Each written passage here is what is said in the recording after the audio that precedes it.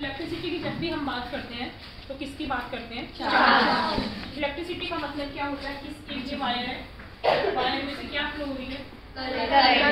Current flow होने का मतलब क्या है? प्लस और minus charge flow. Current flow होने का मतलब क्या है? प्लस और माइनस। इसलिए हम पहला पॉइंट क्या पढ़ेंगे? चार्ज। तो चार्ज क्या हो सकता है? पॉजिटिव भी हो सकता है, नेगेटिव भी हो सकता है। समझ में आ गई? चार्ज क्या हो सकता है आपका? पॉजिटिव और नेगेटिव हो सकता है। चार्ज को हम किससे दिखाते हैं? Q से। Yes sir. किससे दिखाएंगे? Q से। Q इज इक्वल टू होता है स्मॉल n और E।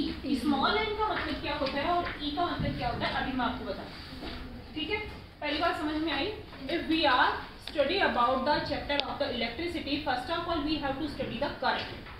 If the current flows in a wire, it means there is a flow of the charges. Charges can be plus or the minus. The positive same charge will be repelled to each other and the opposite charge will be attracted. यहाँ तक कोई doubt? No ma'am. The charge will be represented by the Q. Or we can say that it is measured in the coulomb. मतलब charge को किसमें ना? Coulomb में। और इसकी वैल्यू क्या होती है? N और E।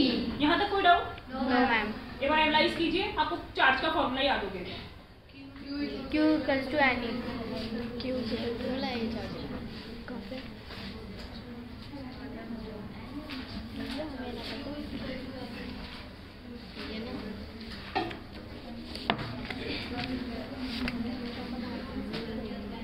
हो गया बेटा? Yes ma'am. एन का मतलब क्या होगा? Number of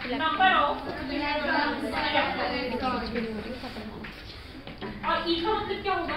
charge of one electron. कोई भी एक बच्चा बताइए कि what is the value of E? कोई भी बच्चा देख के बताइए। चार्ज ऑन इलेक्ट्रॉन, इलेक्ट्रॉन के ऊपर चार्ज कितना होता है बताइए? 1.6 into 10 to the power। किसने बताया? खड़े होके बताइए। देखिए बताइए, मैंने कहा 1.6 into 10 to the power 19 minus 19 coulomb. और किसके लिए होता है ये? एक इलेक्ट्रॉन के लिए। अब जैसे इसने वैल्यू बताई कि एक इलेक्ट्रॉन के लिए, देखो चार्ज की वैल्यू किसकी बताई थी? 1.6 into 10 to the power minus 19 coulomb. ठीक है, कूलम। अब Q is equal to Ne होता है। एक इलेक्ट्रॉन की बात हो रही है, ये वैल्यू यहाँ आ जाएगी। समझ में आई कि नहीं आई? Yes ma'am. तो इसका चार्ज कितना हो जाएगा एक इलेक्ट्रॉन का? 1.6 into 10। ठीक है बेटा? Yes ma'am. अरे बात समझ में आई कि नहीं? Yes ma'am. तो चार्ज के बारे में आप लिख सकते हो, प्लस माइनस हो सकता है, सेम रिपेल करेंगे, अपोजिट अट्रैक्ट करेंगे। चार्ज को हम Ne से रिप्रेजेंट करते हैं, चार्ज को हम किससे दिखाते हैं? Q से। और चार्ज की जो यूनिट होती है दैट इज कूलम। और यहाँ पर N इज इक्वल टू क्या होगा? Number of electron. और E क्या होगा? Charge. And the value of the charge that is 1.6 into 10 to the power 9। Is that clear? Yes ma'am. बिठा दूं? Yes ma'am. दूसरा देखिए,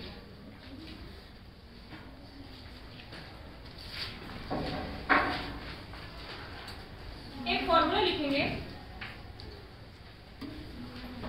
current is equal to charge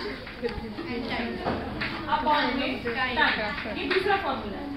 पहला फॉर्मूला हमारा आ चुका है Q is equal to N। पहला formula आ गया। दूसरा फॉर्मूला हमें क्या लर्न करना? करंट। करंट को किससे दिखाते हैं हम? I से। करंट को किससे दिखाते हैं? I से। चार्ज को Q से। T से। तो I इज इक्वल टू क्या होगा? Q by T। इसमें बिल्कुल भी कंफ्यूज होने की जरूरत ही नहीं है, क्योंकि डायरेक्ट क्वेश्चन आएगा, एक न्यूमेरिकल आएगा और डायरेक्ट आएगा कि if the charge is flow in that time then what is the value of the current. इस फॉर्मूले की सिग्निफिकेंस ये, कोई घुमाने वाला क्वेश्चन आएगा ही, तो आपको सिर्फ फॉर्मूला लगाना। बात समझ में आ गई? समझ में आ गई? I इज इक्वल टू क्या होगा? Q by T। I is equal to current charge time. एक बार यहाँ से समझिए, मान लो आपको Q नहीं दे रखा हो क्वेश्चन में और आपको E दे रखा हो और N दे रखा हो, तो आप ये वाला फॉर्मूला यहाँ रख देंगे Q की जगह पे, हो जाएगा ना? Yes ma'am. अच्छा, क्रॉस मल्टीप्लाई आता है मैथ्स में? Yes ma'am. ये इससे मल्टीप्लाई, ये इससे मल्टीप्लाई, तो दूसरा फॉर्मूला क्या बन जाएगा?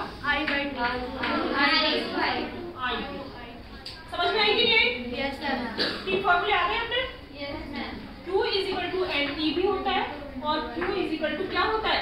IT। समझ में आ गई दो फॉर्मूले। और तीसरा I इज इक्वल टू क्या होगा? T। ठीक है, ये 3 फॉर्मूले हर बच्चे को आने चाहिए। अभी मैं क्वेश्चन भी करवाऊंगा।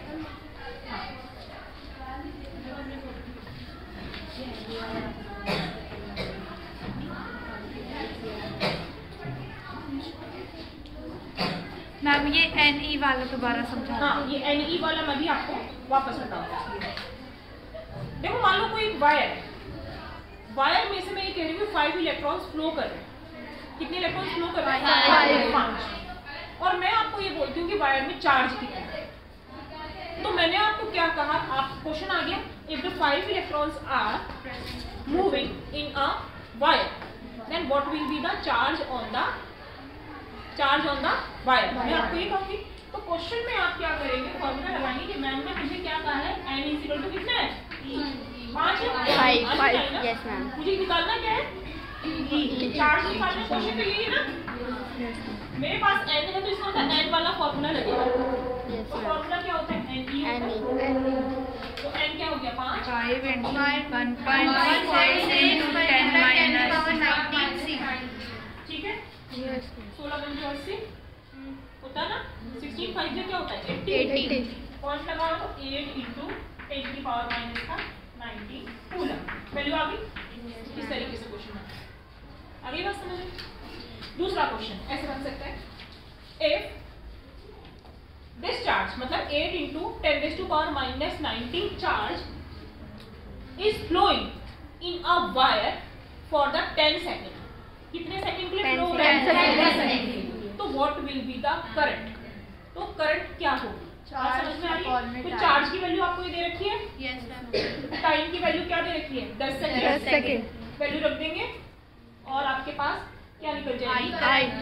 करंट। यहाँ तक और समझ में आई? तो आपको क्या करना है बेटा? मैंने आपको एक बार पहले भी कहा, स्मार्ट स्टेप। आपको सिर्फ फॉर्मूला टिप्स पे रखना है। Q is equal to NE, Q is equal to IT। ठीक है, और I is equal to Q upon PT। बात समझ में आई कि नहीं? ठीक है। अब एक क्वेश्चन बिठा दूं इसे। 3 फॉर्मूले किस किस को याद होगा? अपनी अपनी कॉपी में बिना देखे लिखिए। जल्दी जल्दी लिखिए तीनों फॉर्मूले। ये ऊपर लिखे हैं बेटा? मैम हो गए यार। और इसमें ये भी रिवाइज कीजिए, Q क्या है, I क्या है, T क्या है, E क्या है, N क्या है।